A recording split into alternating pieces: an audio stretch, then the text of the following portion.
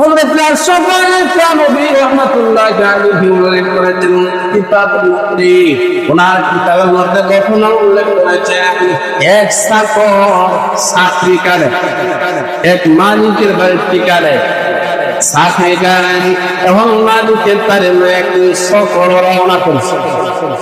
ঘোড়াতে বসায়া মালিক সামনে কর্মচারী পিছনে এই চাকরে লইয়া ওই মালিক বেচারা সফরে বাইরেছে।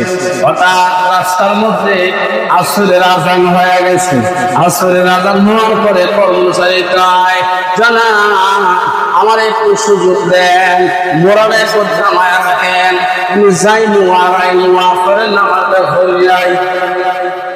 কর্মচারী নামাজ পড়ে, মালিক নামাজ পড়ে না, এমন কর্মচারী আপনার দেশে আছে না নেই? আসেনি।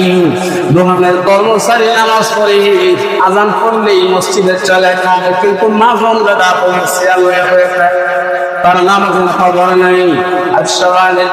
বলেন ওই কর্মচারী মালিকের কাছে অনুমতি লইয়া নামাজ পড়া করে মসজিদে চলে গেল। মালিককে বলতেছে, আপনি দাম বেশি সময় রাখবো না, সময় লাগবো, আপনি একটু সুযোগ দিয়ে দেন, আমি আমার মালিকের পদ্ধতি ভাইয়ের সাথে দিয়ে আসি। মালিককে কয়েক সুবিধা নাই, এই কথা বলিয়া মালিক তার ঘোড়া নিয়ে দাঁড়ায় রয়েছে।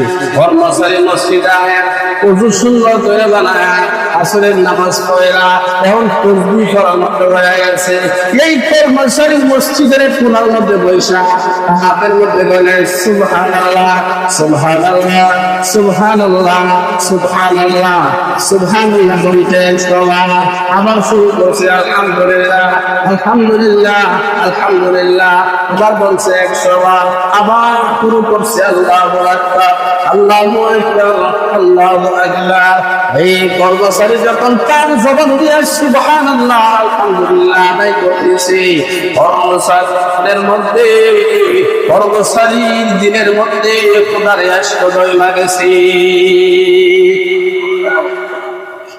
এই কর্মচারী যখন মসজিদের কোণের মধ্যে বসে আল্লাহ নাম করে, এমন সমস্ত অনেক সময় হয়ে গেছে, মালিকে মনে মনে কর হেনা বলে সময় আবার দাঁড়ায় গেল, এখন আমার কর্মচারী এইদিকে সুন্দর দৌড়া যাইতেছে, গন্তব্যস্থলে আমরা কোন সময় পৌঁছবো এই কথা মনে মনে ভাববা মালিক বেচারা ঘোড়াদারে একটা গাছের সাথে বান্ধা আস্তে আস্তে